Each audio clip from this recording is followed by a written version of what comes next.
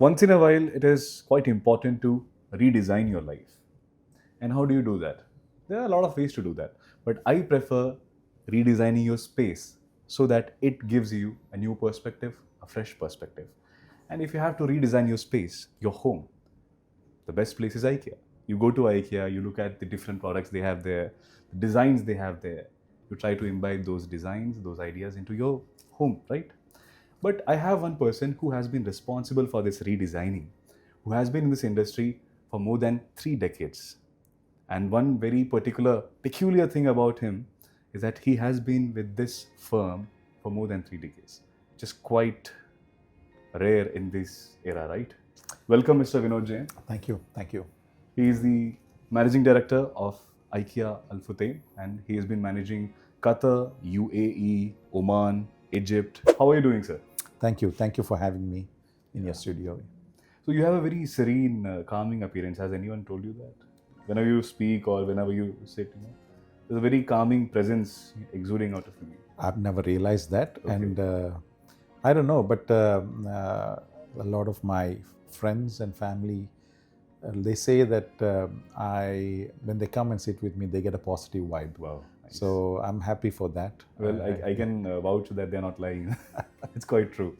So I was listening to the conversation you were having off air. You were having this conversation with our MD, and you said that I'm a low-profile guy, and I, I just go do my work and come back. So in this era, in this highly digitized era, how effective can this attitude be? Because I also like to be low-profile, but in order to survive, we have to come in front of the camera. So how do you balance this idea and the problem that you have right now? See, the way I look at it, I'm responsible for delivering the success of the company. Okay. And it's, at the end of the day, that is not delivered by me as a person. It's delivered by a team. True. And, people you need to meet, you meet. People who need to meet me will come and meet me. But I don't want to be in the face of someone. Okay. Yeah, unnecessarily. If it is there, I'm invited to a certain place, I might go. Okay. But I don't go just for being seen. Okay. Because I don't think it's me who is important. It's my job that is important. Work speaks for you. Work speaks for the what you have to do, and work is not singular. True. Work is done by a team. And my job is to make sure that my team delivers what is required. Beautiful. We will start from this thing. You said a team is very important in success.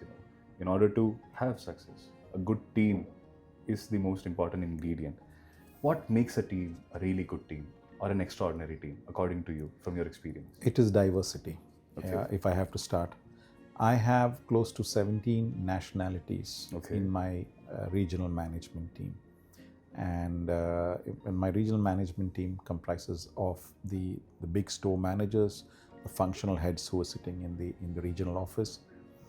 I think out of 21 people, I have 16 or 17 nationalities. Okay. And it's important that you do not have people with the same strength. You have to have different strengths. The weakness of one person should be the strength of the other. So they complement. Yes, they complement each other. And I always feel, a chain is only as strong as its weakest link. Wow. So it's about how do you carry all of you together. So it's about, for me, it's not about, one person is strong, one person, no. How do you carry everyone together? And that's important.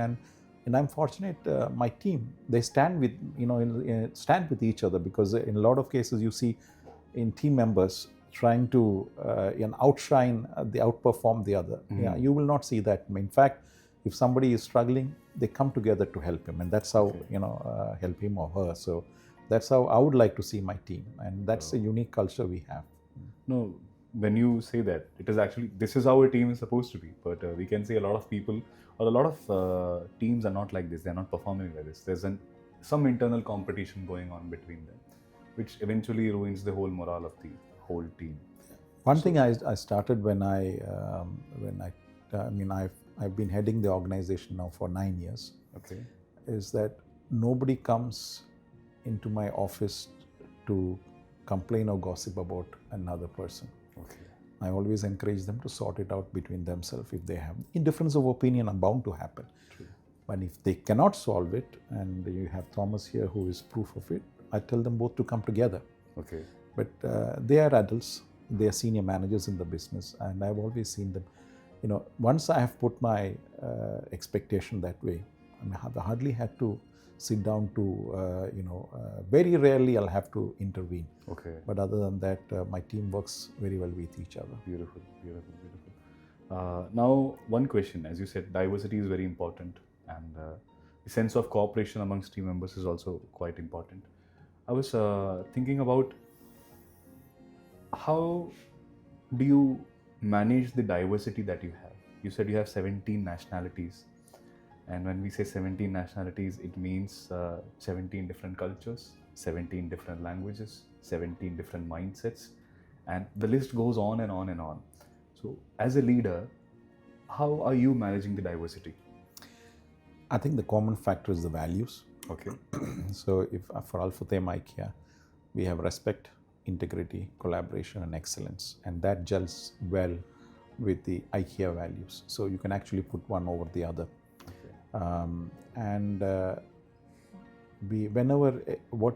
When we have a new management team member coming in, and that applies for any role, doesn't have to be management team. Okay. They are always welcomed by the others. We are from outside. We are seen as a very, very close-knit team. Okay. So they say that IKEA it's a close team, but that's because we stand by each other. You'll never, even if I ask something that there is a problem with, the other one will never push the other person in front of the bus. You'll always stand by each other. But at the same time, when you have a new entrant, as long as they have a good attitude, and for me, the attitude is the most important. The knowledge we can give, if they have the right attitude, my team will embrace them, and that goes on with every single team. Okay. Yeah. So it's very important to gel together as a team. I believe nothing is achieved by one person. True. There are no individual gladiators. Absolutely. There's always a team. You might have differences in terms of competencies. You will have different people running at different speeds. True. But it's still pulled together. True. Now let's focus on the fact of difference of opinion. And when we work, it is bound to happen. And as a leader, as you said, if two of my subordinates are having any kind of difference of opinion, you encourage them to sort it out.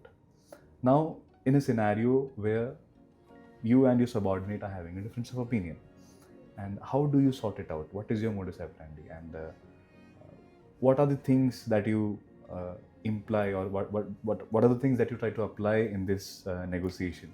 In fact, you should attend one of our regional management team meetings. Okay.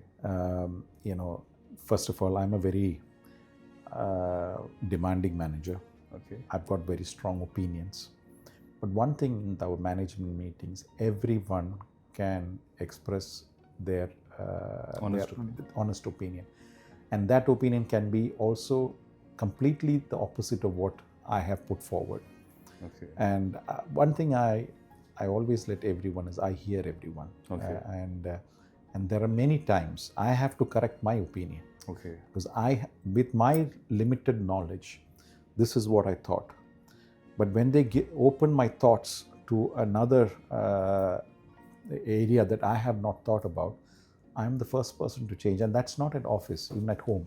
Okay. My wife, my two sons, both of them have the opportunity to give their opinion and be part of the decision making. Yes. But I stand by one thing, is that as the head of the business, I take the final call. But also, if it goes wrong, you also take the responsibility. I take the responsibility. Buck stops on my table. Yeah, that's very clear. The head office, everyone knows. It's not about they said that or this thing. We have taken a decision. Yeah, we have gone wrong. So what? Quite similar to Dhoni's stance. When India wins, boys played well, and India loses, it was my fault. Yeah, I say it's my responsibility to see my team doesn't make wrong decisions. Okay. And to challenge those decisions at that point in time. But once it's taken and agreed, in fact, sometimes in the management team we have also democratic way. Okay, how many people are for this way? How many? Okay. And then we go with the majority sometimes. Oh, yeah, beautiful. yeah. Nice. Now, one question I have. You talked about ownership. As you said, if something goes wrong, I take the responsibility. Similarly, how do you impart this attitude of ownership amongst your team members, especially young leaders, budding leaders who have joined the organization or who have been in the organization for like 3 to 5 years? I feel every single person is a leader. Okay. He or she is a leader, not only in office, in their personal space as well. At home, among their friends, among their peers, and in office. And leadership starts not with the position. Leadership is an attitude you need to be having. Mm-hmm. That I want to be leading by example in anything I do. Okay. You cannot say leadership is linked to just a position. Okay.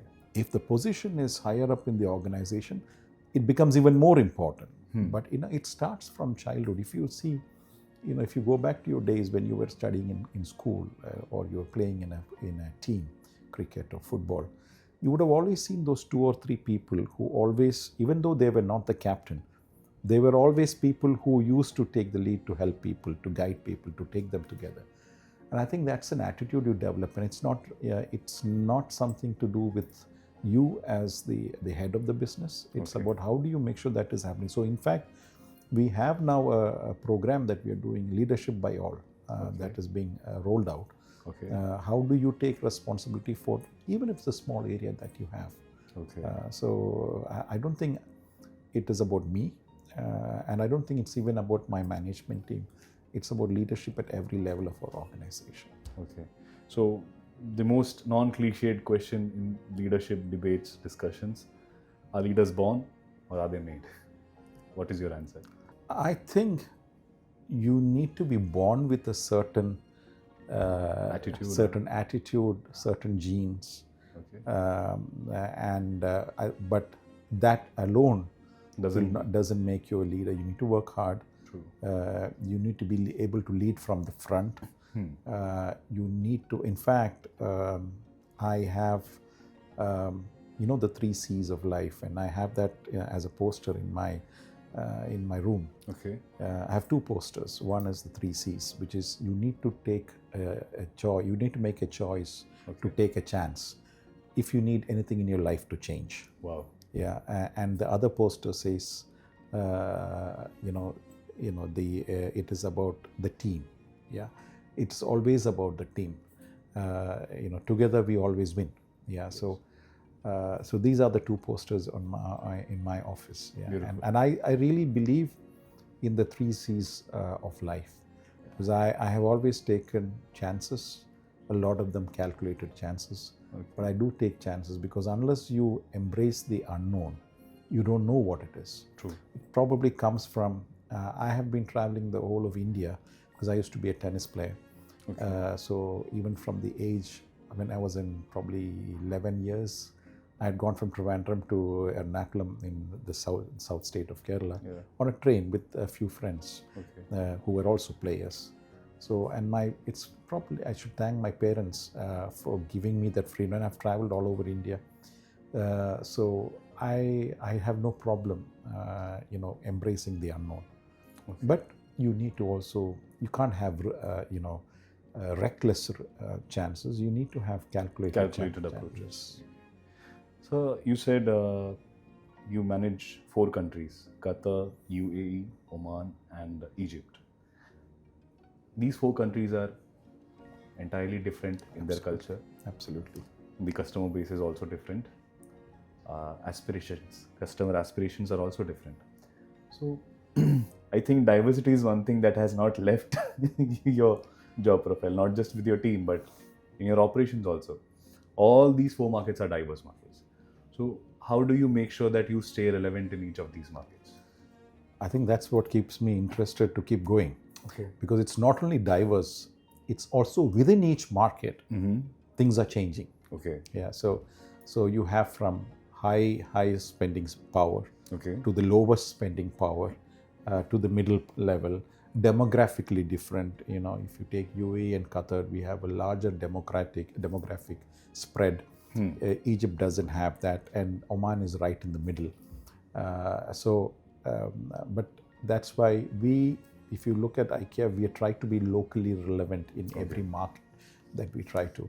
So I'll give you this example. We had a sectional sofa. It's still in the range called Soda Ham.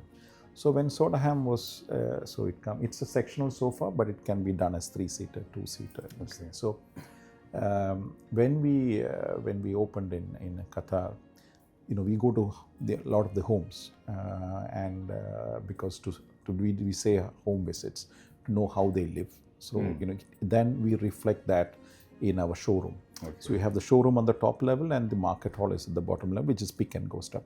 So what we say is, when you will see these room settings that we have done in the showroom, you should be able to imagine there's somebody living there. Yeah. Could be a young couple, it could be a bachelor, it could be, we say, empty nest where the children have flown out and they are there, or they're living with children. So there are different things.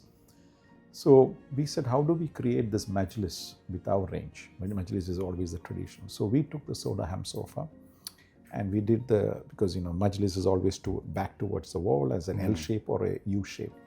So we did the Soda Ham sofa. We had stocked, according to our forecast and trends that we've seen, for about 2 months worth of stocks. We were sold out in the first week, because suddenly the local market in Qatar saw another way of how a majlis can be done, a modern way. So we are catering to the same function, but the expression is different. Okay. So we then took that example, put it across all our, like in UAE and Oman was much later. And everywhere it has been a success. And then this feedback has gone back to IKEA worldwide, and we had more and more sectional sofas coming. So you could actually build, longer sofas, shorter sofas. Okay. So I think it's all about local relevance. How do you live locally? So IKEA is a brand that's working from US to Indonesia. Okay. But how do you adapt it to the local requirements? In fact, in UAE, we have in Yas Island, we have in Abu Dhabi, we have a store that has been selected as the first reference store in the world, which means it is the store selected for anybody to go and check how the IKEA concept can be adapted to the local. So we in Qatar, we ran this global but locally program. So how do we? And our store here, they do a fantastic job of bringing in local relevance into the inspiration of the room settings. And it's different for an expat, it's different for a Qatari national. So we have different approaches to that. I was there, I went to the showroom, and every time I was checking out a new bedroom, I was like, I like this one. When I go to the next one, I was like, oh, I like some more. So it was quite mesmerizing. One thing that I'm going a bit off course. You say that, I'm sorry to interrupt you. You say that even now, when my teams across these countries, they do a new room setting, I'm the one taking pictures. I'm always, wow, this is nice, this is nice. Then I share that with the other teams, But after all these years, I am actually always in awe of some of the room settings that they bring. Absolutely amazing. Absolutely amazing. I'm not telling because you're here, but I went with my colleague and it was so nice. We lost the way while looking around the thing, but because the whole setting was nice. And it also gave us a lot of ideas. Okay, if I am setting up a home for myself, this is how it should look. So it also, works with the imagination of the customer. Okay, this is how I can use this. One thing that I have observed, not just in art, but in interior works also. Earlier, there used to be a grandeur style of decorations or designings. Nowadays, it has moved into minimalistic designs. So at IKEA or generally? Generally. That's why I said I'm going a bit off course. Generally, there's a minimalistic approach in every aspect of life, not just in redesigning our houses, but if we focus on the interior designing, the aesthetics of our homes, how do you think the changing trend has taken place with IKEA's vision? Style is always ever changing. Yeah, and I think minimalistic is a strength of IKEA. If I have to put it in a furnishing this thing, so I mean we need to put in efforts to be grand, and especially IKEA being a Scandinavian. So and then you come and see that's how we take that into local relevance. Yes. Yeah, because the impression is that it has to be minimalistic. So, but that's a trend that changes, like the colors that they change. So, and even if you look at our clothes, clothes, the designs keep changing. So from bell bottoms to narrow bottoms to now again, going back again to bell bottoms. Yeah, exactly. So, nice. In these 30 years of professional journey, can you tell me a moment where you felt that, okay, I have to unlearn certain habits or certain attitudes and learn something new to stay relevant? I would say there are 2 points. Okay. In my career that I learned is from being a specialist to being a manager. Okay. So I have I have a penchant for being perfect in whatever you do. So with that, when you go from being a doer to a manager, you still want to get your hands on to do things. Is how to empower your team and empower them to do things and be there as a pillar of support. So when they come with a problem, don't solve it. Ask the right questions that will make them think about how to solve it. And finally, so for example, if they say, now I'm at this junction, should I turn left or right? Ask them to say where would they turn, and then tell them what's the advantage of turning left and what's the advantage of turning right, and then let them make that decision. So I think that was to let go of what you used to do is a very difficult thing, because you've done that and you know how it should be done perfectly. The right way. Yeah, exactly. And your right way may not be the right way of your team, but they will still get the same result. You've seen in driving, your elders would say, you should move the gear at this, but you are driving also well, but you have a different way of driving. Yeah, exactly. So that's that. The second thing was, I would say a defining moment was COVID. Okay. It has been the most tough period that we have seen, and at that point in time, the stores were closed, but the e-commerce orders went 10 times, and so we had to follow the government protocols, and even the managers came into the warehouses and the stores to pick goods for the customers, because if you don't, the orders are pouring in. Okay. Unless you can deliver it, it becomes a huge nightmare. And so I was like in the warehouse, taking water and sandwiches for my people, because if my people can be working at that point in time, I need to be there. True. Offices are all closed, but warehouses were open, and we had to follow strict protocols, whatever the government was giving, and still make sure the deliveries went out.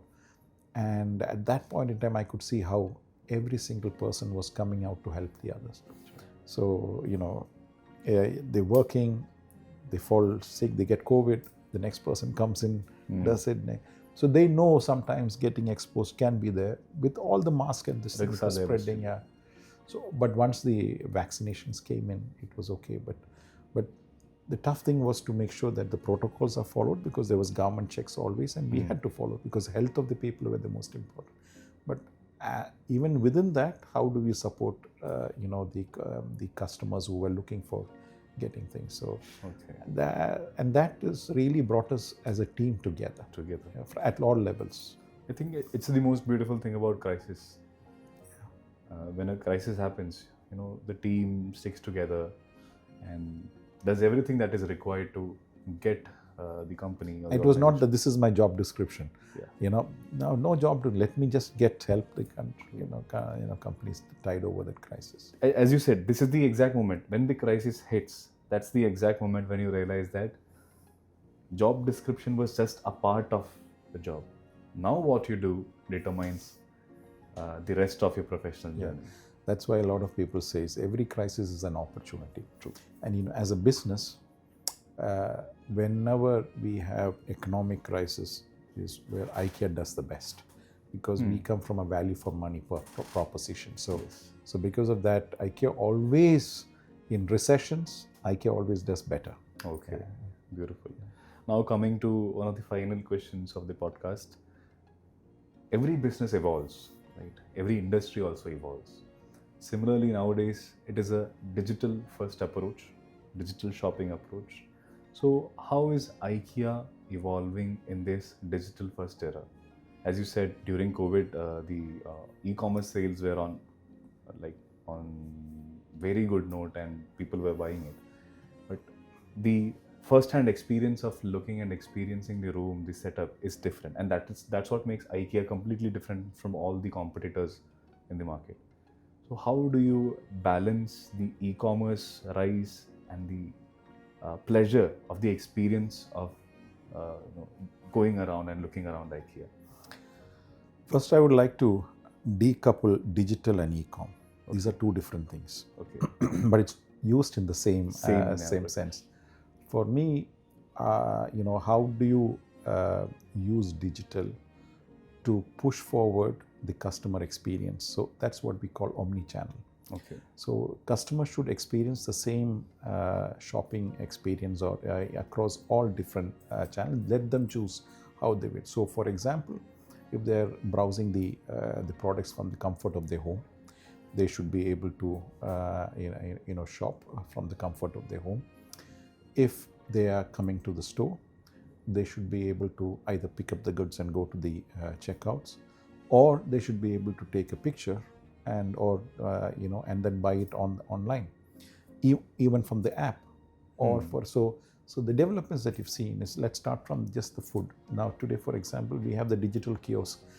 At the exit, you always have this and the shawarmas and the hot dogs. Yes. Again, that is a local relevance, because IKEA, this thing is hot dogs. But we have hot dogs and shawarmas, and we shall sell double the number of shawarmas compared to the hot dogs.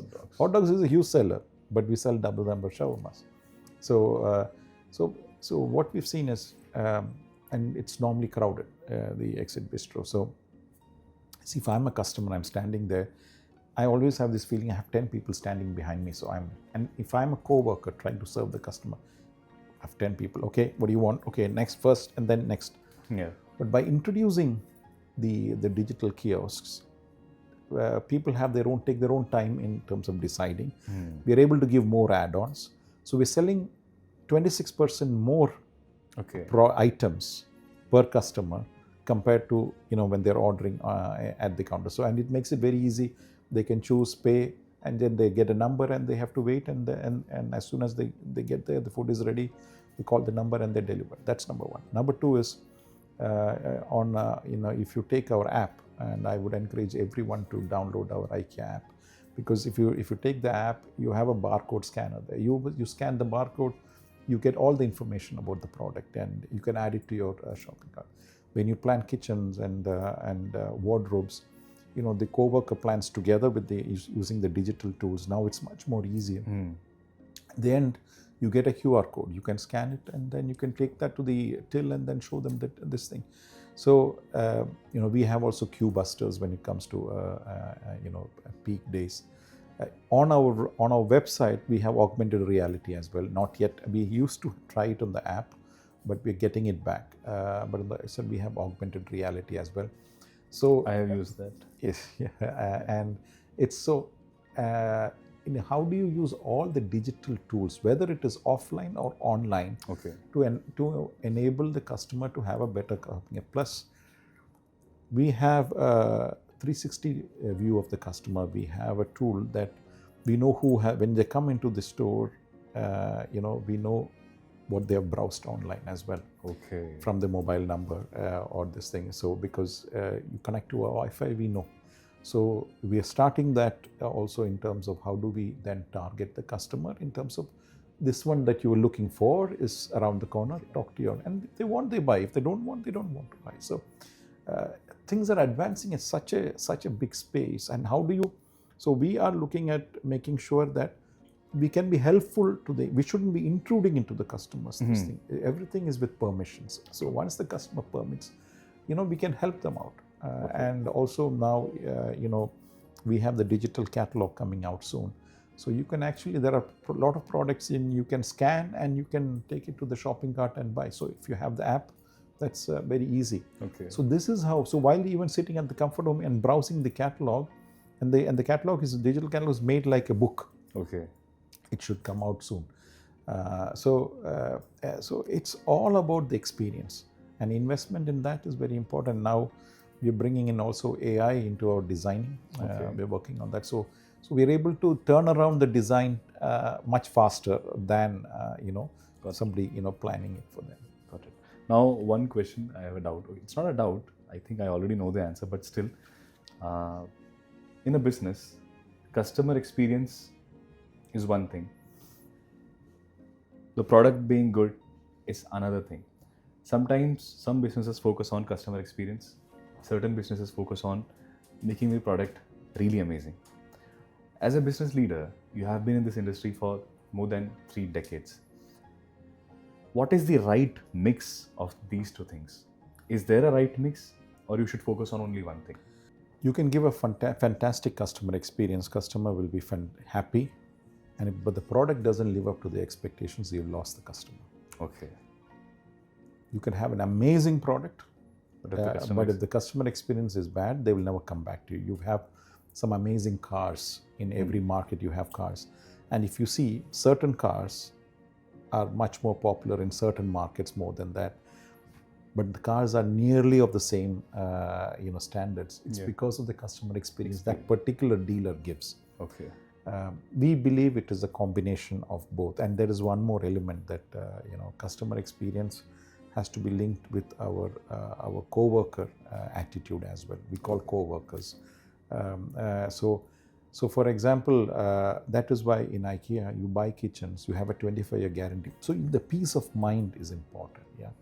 So these days, when you go certain brands of cars, they say 5-year warranty and you have 5-year service package, which means in today's world, you want to be worry-free because you're busy, extremely busy. So for us, you buy kitchens, you get 25 years. Yes. Guarantee. For a wardrobe, you have 10 years. We have sofas with 10 years, we have with 25 years. There is no other home furnishing retailer that gives 15 years for their pans, frying pans and pots. Wow. Yeah, we give that for frying. We have guarantees on knives. We are value for money, but beyond that, we are backing it up with a guarantee for many of the key ranges that we are doing. So mattress has also a guarantee. So it's worry free. Mattress, we have a non-nonsense return policy. If you're not happy within a certain period of time, you can come back and return it. So when you buy something, what does the customer want? He or she wants a peace of mind. Yeah. So there are people, and we have our return policy is very generous. Okay. So if you're not happy with the product, you have this thing. Within a certain period of time, if you come back, you return the money. Beautiful. We are confident about our products. That's why we do that. The return must be quite less, I guess. Yeah, it is about 1.2, 1.4% of the total transactions. So it's very minute, and it's more than half of that is change of mind. Instead of this, I want this color. Okay. Yeah. So Oh, nice. Yeah. Beautiful. Coming to the last question of the podcast. For example, you're meeting your 18-year-old self. So now you have 30 plus years of experience in this industry. You're a business leader. Keep repeating the 30 years. Do you make me feel old? I am putting this out. Let me tell you, he started from 10. That's That's what I tell people when I meet. Yeah. I am telling this because I am not even 30 years old. So he has experience more than my age. And I am quite, I won't say intimidated, but I'm in awe that, oh my God, such a huge experience and in such an industry. Thank you. You will also make it one day like that, so don't worry. But I'm not sure about the skincare, so thank you so much. But yeah, so if you're meeting your 18-year-old self, one piece of advice that you would love to give to your 18-year-old self. That means you're saying, what would I like to change? Is it? Because is there anything that you would like? It's two different things. What would I give as an advice to an 18-year-old? Okay. Or what will be the advice I would give to an 18-year-old myself. I mean, if it was me. Let's take both these answers. If it is any 18-year-old, I can only talk from my experience. The world is out there. There is plenty of space for everyone. You don't have to be a doctor or an engineer to survive, because from the cultures that we came, when we were studying, you had to be either a doctor or an engineer. There is plenty of space out there to go prove yourself, to be successful. Whatever profession you take, be very committed. Don't look at what is your job description. And I keep saying to people who says, what would you advise? I say, how did I, grow in this organization is I took on anything that was given to me. I've always worked more than what my grade was, because then when you do that, you learn. True. And sometimes recognition comes fast, sometimes it is slow, and sometimes it doesn't come, but still you're still the winner, because nobody can take the knowledge that you've gained. A lot of us have not gained this knowledge just by studying.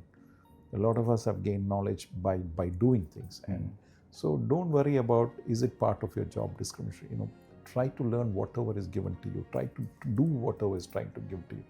And if you do not grow in your organization with the knowledge, with the experience, there will be somebody else who is valuing you. I was fortunate my organization valued, and I was able to grow at regular intervals. But yeah, even if I didn't grow, the knowledge that I gained will stay with me. Yeah, so that's number one. To myself at the age of 18, don't put too much of pressure on yourself. Okay. Trying to be perfect in what you try to do. Make more mistakes, and stop worrying with things will go wrong. And although you say that I have a calm face, in the management team meetings, my team will never say you have a very calming effect, because I'm always on my toes. I Okay. jump up in, and then so I would say take it easy a little bit more. And it's strange, I can say at this, have a little bit more of work-life balance. Okay. That's what I advise everybody. Okay. It's very important to have that work-life balance, and take chances. Take chances. You need to make a choice to take chances. Beautiful. So that you can change something in your life. Absolutely. Otherwise, you'll get the same result every time unless you try to change. And sometimes we fail. That's fine. But then we know we should never go that route, because Yes. we've tried it. It didn't work. Yeah. Yes. Thank you so much, sir. It was indeed a great conversation that I had with you. It was insightful, knowledgeable, inspiring. Thank you so much for taking out your time and spending this time with me for this beautiful conversation. Thank you. Thank you. My pleasure. Thank you for, sometimes taking me back to some of my older days. Thank you so much. Yeah. Thank you, sir. Thank you.